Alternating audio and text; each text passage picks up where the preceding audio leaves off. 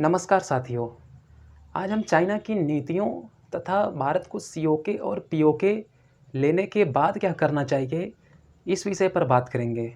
जैसा कि आपने थंबनेल में देख ही लिया होगा। देखिए, चाइना की शुरुआत से ही विस्तारवादी नीति रही है और फिर उसकी नीति को हम बड़ी ही सरल भाषा में समझेंगे। देखिए, मान लीजिए कि भारत ने चीन को 100 रुपया उधार में दिया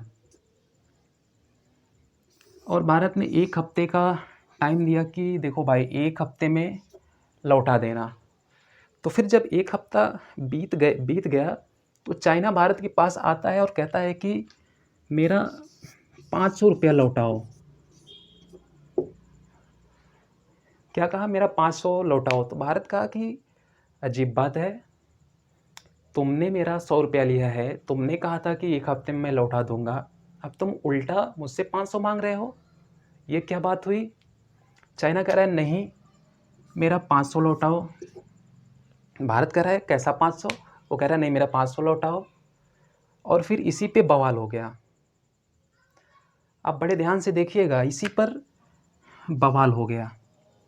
देखिए, चाइना के लिए ये जो 100 रुपया है, ये सीओके उसके लिए 100 रुपया है। और जो वो आकर के अरुणाचल में और विभिन्न जगहों पर जो इन्वेजन कर रहा है, वह उसके लिए 500 रुपया है। अब बात किस पर हो रही है? बात तो हो रही है अरुणाचल पर, यानी कि 500 रुपये पर। विवाद तो इस पर चल रहा है। उसका विवाद करने का मेन लक्ष्य यही था ताकि 100 रुपये पर बात ही ना हो, यानी कि अक्साई चीन पर तो बात ही ना हो। यही नीति चाइना की असली नीति है। तो फिर भारत को क्या करना चाहिए, हम इस पर बात करेंगे। देखिए, हम अब बात करेंगे कि देखिए पीओके और सीओके को लेना कैसे है। ये तो इंडियन आर्मी बहुत अच्छे तरीके से जानती है कि हमको कब लेना है और कैसे लेना है। हम उस पर चर्चा नहीं करेंगे। हम इस पर चर्चा करेंगे कि उसके बाद हमको क्या करना है। क्या जब हम पीओके और सीओके को ले लेंगे तो चाइना शांत बैठा रहेगा? नहीं, वह अंतर्राष्ट्रीय स्तर पर इस मुद्दे को उठाएगा। वह तमाम कोशिशें करेगा कि ऐसा न हो। तो फिर भारत को क्या करना चाहिए? जैसे यही वाला सेम टू सेम यही जो उसकी नीति है, इसी को लगा देना चाहिए चाइना और पाकिस्तान दोनों के खिलाफ। यानी कि भारत जब पीओके को कब्जा कर ले तो फिर थोड़ा सा एरिया पाकिस्तान का जो उसी का है, उसका भी थोड़ा सा ऑक्यूपाई कर ले, या फिर इधर लाहौर वगैरह थोड़ा सा ले ले। तो फिर क्या होगा कि वही सेम टू सेम वही हो जाएगा। बात चलने लगेगा 500 रुपये का। और तब भारत को डील करना चाहिए कि देखो, तुम पहले इसको मान्यता दो कि यह भारत का अभिन्न अंग है, उसके बाद ही हम इसको तुम्हारा अंग मानेंगे और इसको हम मुक्त करेंगे, छोड़ेंगे। और यही चीज़ करना चाहिए चाइना के साथ। फ़िलहाल अभी टाइम है, अभी तो चाइना हमसे काफ़ी ज़्यादा आगे है। लेकिन जब हम सोचेंगे उससे आगे जाने के लिए, जब हम सपने देखेंगे तभी पूरा होगा। सपना पूरा करने के लिए ज़रूरी है कि हम पहले सपने को देखें। तो फिर बिना सोचे तो कोई चीज़ होगी नहीं, तो फिर हमें बात तो करनी पड़ेगी। तो फिर चाइना के साथ हमको क्या करना चाहिए कि उसने 1959 में तिब्बत पर कब्जा कर लिया। हमको तिब्बत का मुद्दा छेड़ देना चाहिए कि देखिए, तिब्बत एक स्वतंत्र देश है, हमको उसको मान्यता दे देनी चाहिए। दूसरी चीज़, हमको सिनजियांग, जो उसका सिनजियांग प्रोविंस है, जहाँ पर वीगर मुस्लिम रहते हैं, जहाँ वहाँ पर मतलब एक अलग देश की मांग होती रहती है, हमको उस मुद्दे को उठाना चाहिए।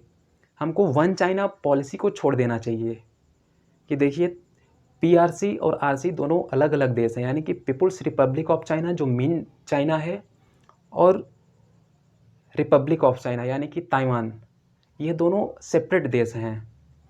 तो फिर चाइना मल्टीपल फ्रंट पर हमसे लड़ने लगेगा और फिर किसी एक पर, यानी कि जब वो मल्टीपल फ्रंट पर हमसे उलझेगा तो फिर वह सीधी सी बात है कि इसको छोड़ देगा, कि सोचेगा यार 100% मतलब इसके चक्कर में मेरा तिब्बत जो मैंने कब्जा किया है वो जा रहा है, जो कि मतलब जहाँ से सारी की सारी नदियाँ, जो नदियों का बेस है, जो भी ब्रह्मपुत्रा, जितनी भी मुख्य नदियाँ हैं, सब तिब्बत से ही निकलती हैं। हमारी मतलब जल से जो मतलब कि जो चिप है, जो चिप मैन्युफैक्चरिंग में जो चाइना इतना आगे है, उस पर हमारा कंट्रोल कम हो जाएगा, क्योंकि उसके लिए पानी की बहुत ज़रूरत पड़ती है। तो फिर उसका बहुत ज़्यादा नुकसान होगा, तो वह आराम से कंप्रोमाइज़ कर ले जाएगा इसके साथ। वह सोचेगा कि मेरा तिब्बत जा रहा है, मेरा मतलब शिनजियांग प्रोविंस पर भारत इतना अग्रेसिव हो गया है, उसने हमारी वन चाइना पॉलिसी को भी तोड़ दिया है। तो फिर वो मल्टीपल फ्रंट पर जब उलझेगा, तो फिर उसको समझ में आएगा यार नहीं यार, भारत के साथ कंप्रोमाइज़ करने में ही फ़ायदा है। और फिर वह बड़े ही आसानी से कह देगा कि देखिए, ये जो अक्साई चीन है यह भी आपका अभिन्न हिस्सा है, और जो अरुणाचल प्रदेश है यह भी आपका अभिन्न हिस्सा है। और फिर वह हमसे वार्ता करेगा और फिर सब कुछ ठीक कर देगा। वरना हमें नहीं लगता कि ये जो दोनों देश हैं ये ऐसे ऐसे मानने वाले हैं। ऐसे तो ये कभी नहीं मानेंगे। ये मतलब लात के देवता हैं, ये बात से कभी नहीं मानने वाले हैं।